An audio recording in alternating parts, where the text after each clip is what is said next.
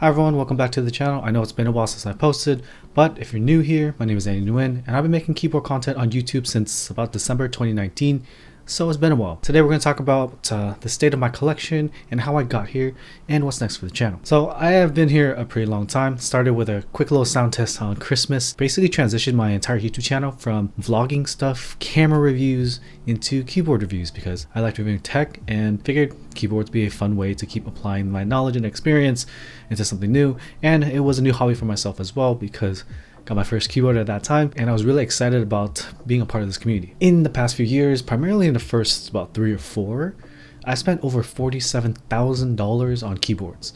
I was really investing in myself because I wanted to dive headfirst into the hobby. I really needed to learn about different aspects of it, and the only way to really do that is to buy it, try it, review it, test it, and then sell it back off. In that time, during COVID, about 2020 to 2022, very easy to buy keyboards and sell them. Like, you didn't really have to worry about it. As long as you bought it under market or you got it for group buy, you would definitely be able to sell it for the group buy price, no problem. But after those few years of the heyday and the demand started to drop, I basically really slowed down my purchasing. So in the past few years, I haven't really bought much of anything. So my collection has really been getting refined, and really the only things that got me excited were very particular pieces, or I just wouldn't buy anything at all. I was really grateful to be able to do all that because I was able to even be a full-time content creator in 2021, almost a whole year, and I was able to pay my rent, have my savings, and still have a great time. And it was a really fun experience. But at one point I wanted to buy a house in Southern California. So with that, you can't really, I mean, you can, it's possible to buy a house with a content creator income, but you have to be very, very top of your craft. But to make it easier, you can just get almost any W-2 income and be able to buy a house or get a mortgage. Whether or not you can afford the down payment and afford the monthly payment, that's a separate thing. But getting the mortgage itself and getting approved for the loan isn't very difficult with a W-2. So I went back to an office job and still made content on the side because it was a side hustle, it was an interest, it was a hobby, and it was basically where a lot of my online friends in my Discord community were. So continue making content on keyboards. Throughout this process, I had a few rules about my own personal collection and my participation in the hobby. I wanted 3 keyboards maximum, and I wanted to keep the prices of each keyboard under $700 because during the period where I did end up totaling $47,000 of purchases. Anytime I spent over $700, I spent over $1,500 on a keyboard before. I believe that was the Bauer. I bought Kiko 165, Kiko 160, bought the Satisfaction 75 when it was hyped and really flipped pretty hard. And I tried a bunch of other keyboards such as the Constellation, and I tried the Cloud line. So a lot of things have come across this desk, and every time I did personally spend more than $700, it gave me a really a bad feeling in my stomach because I was like, what if I don't like it anymore? Can I sell it back? And with the demand dropping, I really held fast to that $700 rule. I actually felt this the first time I bought a keyboard beyond my first one. The first keyboard ever was KBD Fan's KBD 67 Mark II. I believe it was like 200-ish. People said upgrade from the Tofu. You don't want to go to a Tofu. So I went with that. The first keyboard I bought after that was a exclusive E6.5, and it was $300. It was actually well below market at that time, and I was able to get GMK below market as well, but it just felt like it was too expensive. It was a lot of money for me back then, and I just ended up reselling for what I paid for because I was like, I can't keep this. It's too much. It's too expensive. It's too nice. So kind of keeping that methodology, these rules with the 3 keyboards and $700 per keyboard really allows me to focus and reduce my financial strain, because especially in 2020, 2021, when you knew that you could buy anything for basically any price and still sell it for more or what you paid for, people bought a lot. Like, people was like, if it's under market, I'm gonna buy it. If it's first come first serve, I want to buy it because if I hit the first come first serve, get it, I can sell it for more or what I paid for it, no problem. So people were able to buy a lot. It was probably due to the fact that we had the stimulus checks and everyone had free money. Not free money, instead of stimulating the economy, some people stimulated their keyboard collections. But that's fine. There's transactions. I guess it goes back to the economy, maybe. But we go back to the KBD 67 Mark II. That was a 65% keyboard, so that was the first keyboard in my collection. I ended up selling it because it was a brass plate, so kind of stiff. A lot of things sounded the same, a little bit pingy. I didn't really know that at first, but it was an upgrade over the Tofu 65 that I ended up trying because I did a lot of commission builds where people will send their stuff to me, pay me, I build it, and then I send it back to them. I still like 65s, even though a lot of elitists and old school enthusiasts will say, hey, 65 is for normies, 60 is where it's at.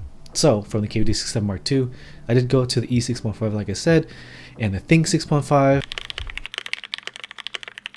and a few others like the Iron 165, the 165 from Kiko, the Bauer, even the PC Bauer, and I'm landing on 65 for my final collection. That would be the Singa aluminum Kohaku. Right now it has GMK panels on it and MX Browns on carbon fiber, but the best build for the Kohaku is actually MX Blacks on aluminum. It's not very inspired, but it works. In terms of switches in this board, most switches sound pretty good. It has a nice full sound, but it's a little bit more mellow and soft and not as sharp and clacky if you don't use MX Blacks on aluminum. I had a few builds before, never really loved them, so I'd rate them more like a 7 out of 10.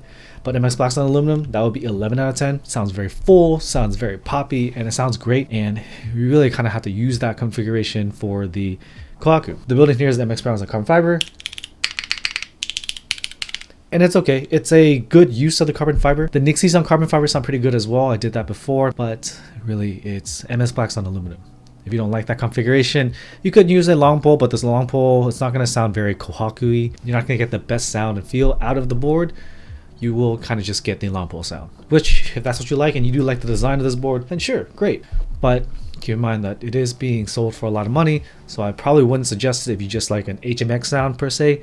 You can get any board and just throw HMX in there. There's plenty of gasket 65s. So instead of the GMK panels, it's only here temporarily because I swapped builds. It will be GMK DMG on the gray. So GMK DMG is a great match for this gray. I think GMK Modern Dolce looks a bit better because the gray has a little bit of green in it. That's going to be my build. MX Blacks on aluminum. And as long as the spacebar holds, I will not touch it anymore. I'm going to lock it in, leave it. My GMK DMG has been used in a lot of sound tests and review videos. So actually the GMK is getting a little loose and I actually had to put saran wrap on my switch stems and my stab stems to be able to hold it in place. Keep that in mind when you're buying old GMK. If they popped it off and put it back on a lot, which I do as a content creator and streamer, then it might be loose stems and you may not enjoy it because saran wrap is kind of janky, but it works. And I don't really feel like paying for more GMK. The MX Blacks I'm going to be putting back in here are a very special one. It is West German vintage MX Blacks, like I talked about in the review video, and it was lubed by a very good friend of mine. So put it in, lock it in forever. That build is going to be done. We're not going to sell it. It has some scuffs on here because I've dropped stuff on it because I actually use my keyboards rather than display them. And yeah, it's been with me for a long time. And I like Singa as the designer, which you'll see when I talk about my next board. But yeah, so I really like the Kohaku. It's one of the ones that are going to stay. It's one of my favorite boards for sure. The next one will be the 60. You know the 60 is the P Yellow Unicorn right here. P Yellow with the GMK Greg. Brass weight. I really confirmed this because I ended up selling off my standstill back weight to one of the people in the community because I didn't need it anymore. The E Yellow, P Yellow Tofu is a joke. If you want to watch it, I'll put that link in the video in the description or in the box, wherever. It used to be white, it started yellowing. People suggested I make it a recoat of yellow. It'd be funny. Even Elaine of Singa said it'd be funny, so I did it. And it's the ugliest board that I have for sure. GMK Greg was donated by the community, so I really love it. And I actually got the GMK Greg Kibi. CYSM makes great artisans. I like them. Kirby's really cute. And the Kibis are a nice little artisan because it still looks like a keycat. The build in this will be the inks, the Gathering Ink V1 on palm half, which is one of the only builds that have worked in this specific unicorn.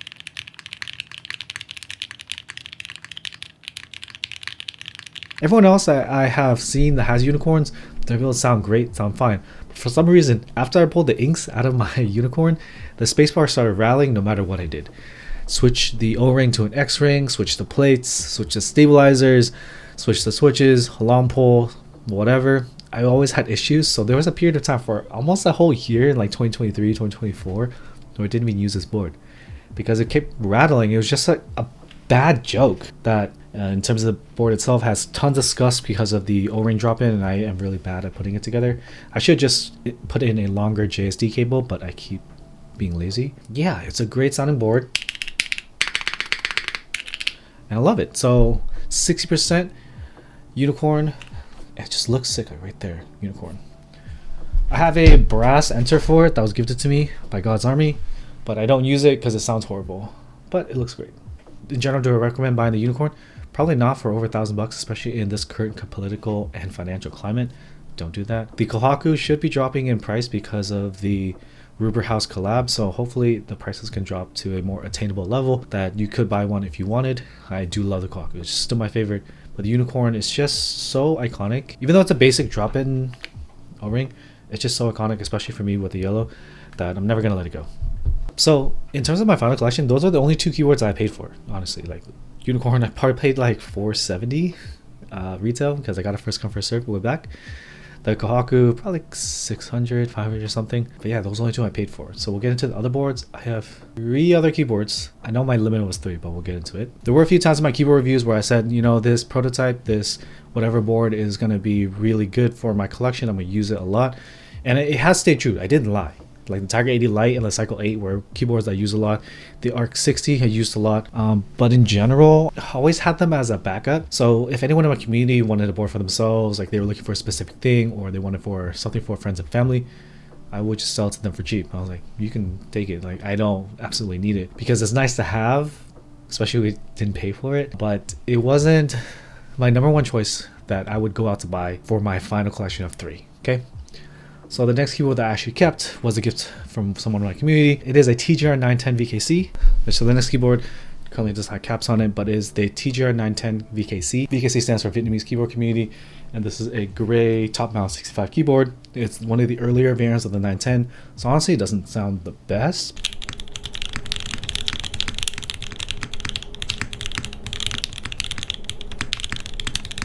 But it sounds pretty good still because it's very heavy, top mount, brass weighted. You can see right there.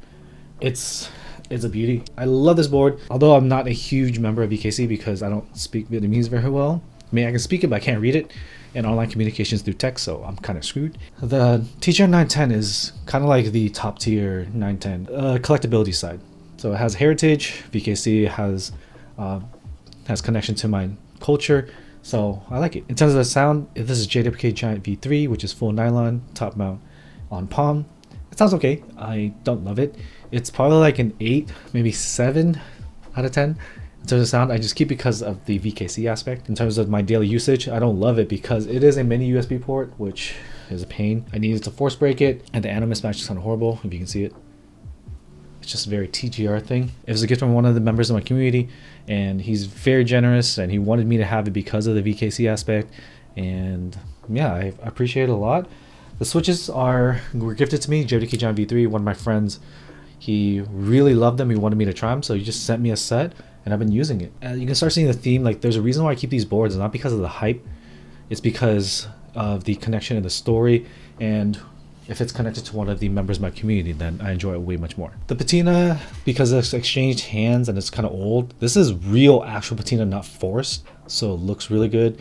Unfortunately, this has that scratches on it. I think you can kind of see it in here, where one of the screws became loose and chipping, and it just jumped around and scratched it up. But it was free, so I'm not really going to complain. Free is my favorite price. So yeah, the VKC is great. I enjoy it. I have a second PCB for it and aluminum plate, so I'll probably rebuild it with MX box and aluminum because I just know that sounds great in a heavy top mount 65 or TKL. I just think it's kind of uninspired, but the JWK Giant V3 doesn't have that full pop that I would like. It just has a nice rounded sound that JWK is kind of known for, but I want it to be a little bit sharper, so MX box and aluminum should do the trick. But I did say that I wanted only 3 keyboards, right? 160, 165, 1 TKL. That makes most sense.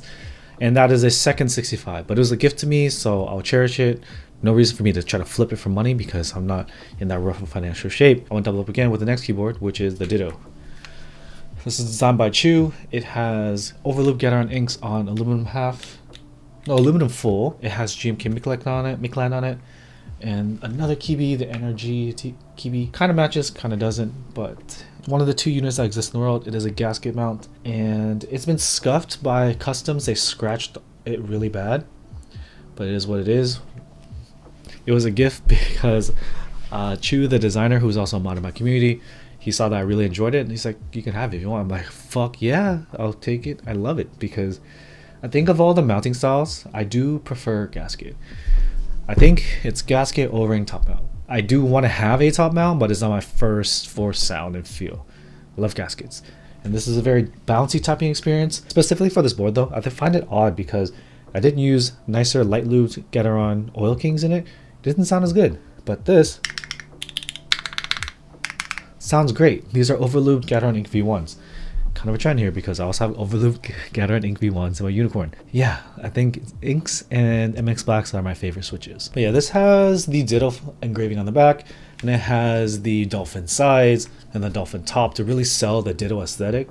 And it works great. The color isn't the proper Ditto color because this is one of the scuffed Z stocks, but I still love it all the same because it came from my community. Like, my community means everything to me, and they're the reason why I still keep making content, even though I don't have as many prototypes coming, reviews coming, and it has been so long. I just show up for my community, give them a place to hang out, and hang out with them. That's all it is. So when they're willing to give me something, I value it a lot more. But the Ditto, unfortunately, is kind of unobtainium because Chu has been having trouble trying to find time and energy and space to be able to run the GB. So for now, only 2 exist, and Ken from my community has the other one because he begged for like 2 years straight for it. Maybe not 2 years, but at least a few months straight. This is the better one because it's more unique because it's scratched up. Just kidding, he has a better one. I think this sounds pretty good as is, so I probably won't be touching it.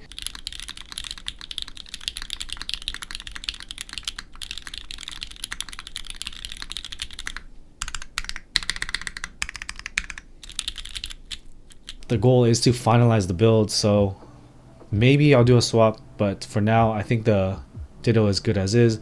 The stabilizers are solid and not ticking, which that's all I could ask for, right? So the Ditto is my 5th keyboard. This is my last keyboard right here. This is designed by Phil.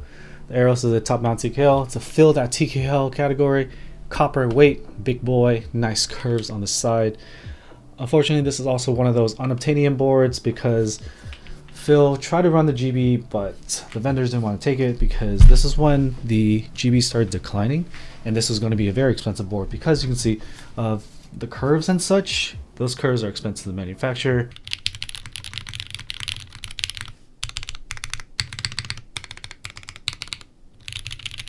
It used to be a hidden screw design, and Black Simon railed on it pretty bad in the GB review, and it did sound hollow in the hidden screw design. This is top mount, tried and true, and it sounds really good. It's just that full top mount sound. So can't really complain there.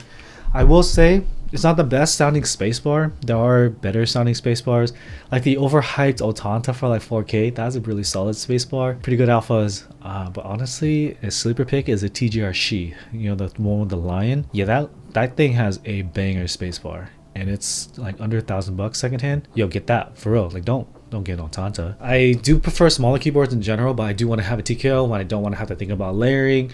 If I would do some work, then I'll just use that because I have dedicated navigation on the side as well as the full F keys. So all the keys I want, but it's not my preferred because I like having more mouse space and just keeping my keyboard hand and mouse hand closer together. So yeah, that's the Aeros. And the Ano right here, DDS Ano, that matched with the plate. They have the plate the same color, and the GMK Shoko match, unbeatable. You can't deny this looks perfectly balanced, like everything should be. So great TKL. Also a gift, I didn't have to pay for it, so no reason for me to let go. Phil's a great guy. He's been a long time member of the community, and yeah, that's a top mount TKL. And this is built with diamond polished MX blocks on aluminum. Very classic TKL combo for heavyweight top mount. But unfortunately, diamond polished MX blocks, I want to say this, sounds great, but the first batch of these switches came in, actually a lot of switches were failing. So the leads were failing a lot. And I sent it back, and they sent me another set, and it was better, but over time, I've been using it for almost a year now, the switch started failing again, where I would have to press really hard to actuate it, or it would double actuate, or it would just be dead. And I think that's just the nature of diamond polish MX blocks, because that break-in process with the diamond polish is kind of accelerating the degeneration and the degradation of MX switches. MX switches have like a few million actuations of lifespan, but if you do the diamond polish, you probably are shortening that by a lot. So even if it's just a million actuations, it probably feels like way more. So the switches are dying. And the only way I've been able to fix it is if I desolder it, take it out, and I swap the bottom with this, a regular break-in, like a 1 million mechanical break-in switch, or just a non-broken switch in general, if I don't really care about the smoothness. At the cost of functionality, then the switches work fine. So the leads are failing. I don't think I can recommend diamond polish MX blocks anymore. I don't recommend vintage MX blocks either, especially not trying to hunt down West Germans or something, just get MX2A. Like, use that. Don't worry about breaking it. Use MX2A and you're probably in good shape. Lube the spring or whatever, swap the spring, and you're good. In terms of diamond polish MX Black, yeah, I wouldn't do that. Also, I scuffed this the other day when I was taking it off my shelf. I don't know if you can see it right there. I'm gonna cry myself to sleep now, but these boards are never gonna leave my possession, right? So I'm not too worried about it. During the period of 2020 2021 where I was buying and selling a lot, I really needed to keep the keyboards in pristine condition despite me reviewing it and testing it, or else I would lose value on selling it. I don't want to lose money in the process of doing research, right? So that was more terrifying. But when I know that these keyboards are mine and my final collection, if it just gets some use and scratches, whatever. If it gets dented straight up, then I feel really bad about it. But if there's a little scratch on the angle here and there, whatever, right? You know what? That's my collection.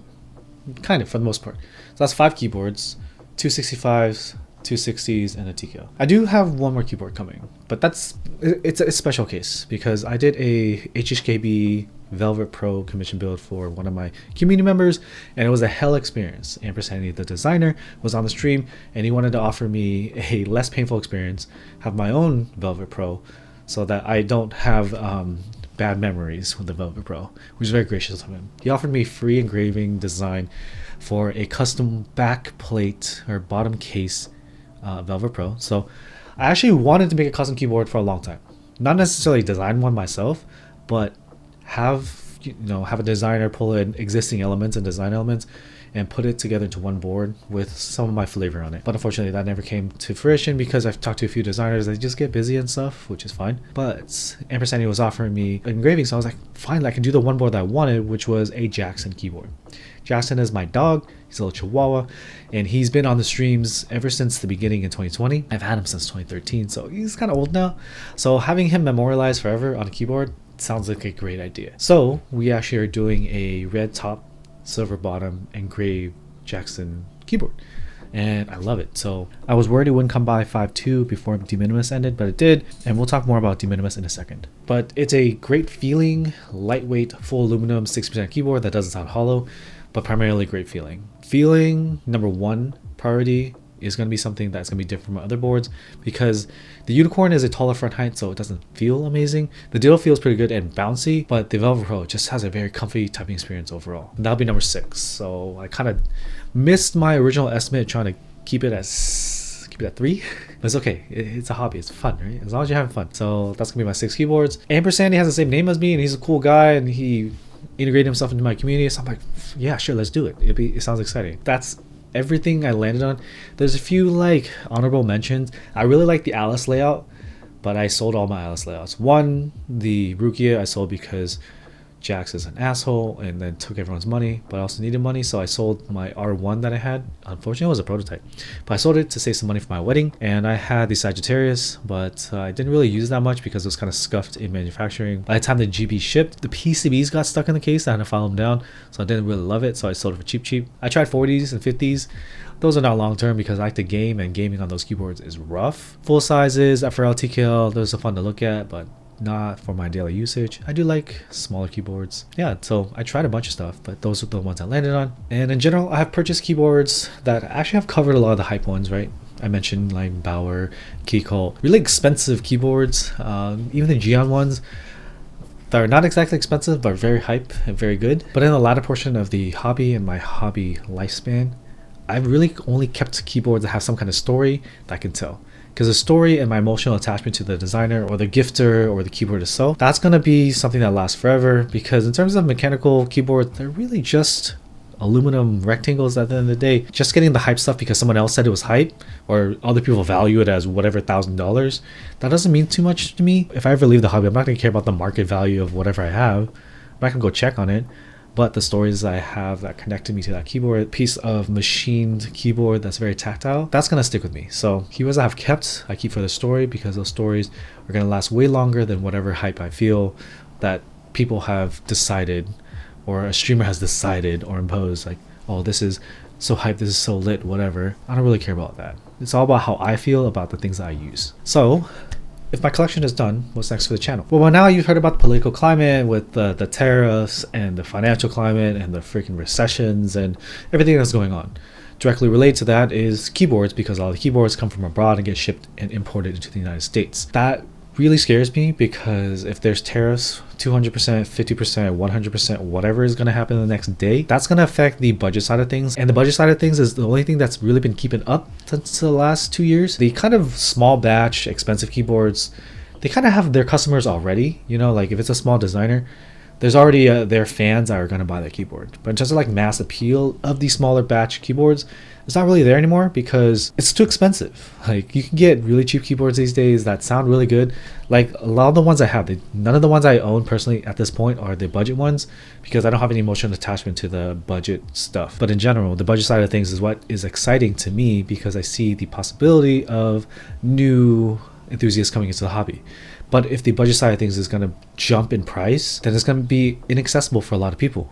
Like it's honestly a valid perspective to say, why would I spend $300 on a keyboard just to type if it's not even going to make me type any better? If that $300 seems expensive to them, $500 is going to sound freaking crazy. The cheaper stuff like the Zooms and the stuff from Neo, if those don't exist anymore, I don't really know what's going to happen with the hobby, because we need to keep bringing in new people and kind of teaching them and showing them what's cool about keyboards. But without the budget side, how's that going to work? Vendors will figure out a way to keep the business afloat, but in terms of my content, I'm only going to do content as it comes. So if there's nothing new to talk about, then I probably won't make new keyboard content. If you stuck around this far for this video, I really am grateful. Let me know what you want to see on this channel, because in the past few years, I have gotten to other hobbies. Like I got really into one-wheeling, and unfortunately I had a catastrophic injury and fall in an accident. I got surgery. It was a whole thing. I didn't feel that comfortable talking about it on the channel because it didn't make sense, but I did talk about it on my streams. Throughout that process, I got into FPV drones because I was kind of locked inside. I couldn't walk for a long time, and I really enjoyed that aspect of things. But drones are kind of dying with the tariffs as well, because there's a lot of imported stuff. I really learned a lot about my body and my body mechanics through my physical therapy. I learned about mobility, strength, conditioning that are beyond my 10 years experience in kind of bodybuilding training, powerlifting training.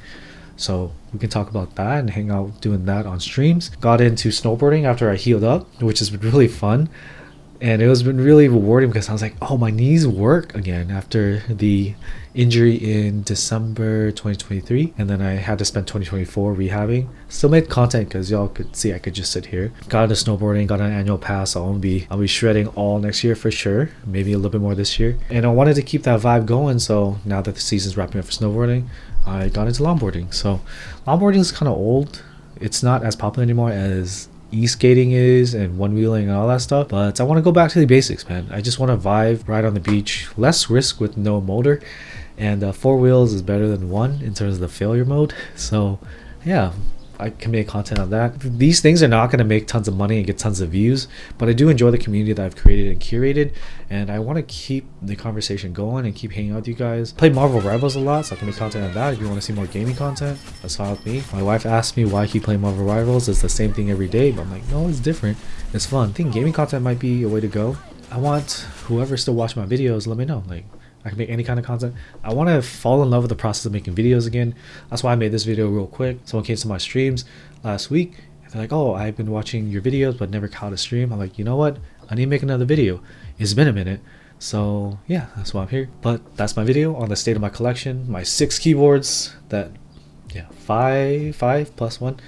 Not going to buy any more keyboards unless something crazy happens, but that's kind of been the goal in the past few years, right? Get a keyboard, build it out with your switch, your plate, and your keycaps, lock it in, and then just use it. Just enjoy the stuff that you spent time, money, and effort learning about and building, and stop the process of constantly buying stuff. Find the happiness in the things you have, and then you're gonna find full fulfillment that way. Yeah, that's the end of the video. Thanks for watching. If you got to this point, I appreciate you. I'm blessed to have had the opportunity to make all this content, to connect with all these people, and hopefully I provided you entertainment, maybe some lessons along the way. Yeah, I'll see you in the next video. All right, peace.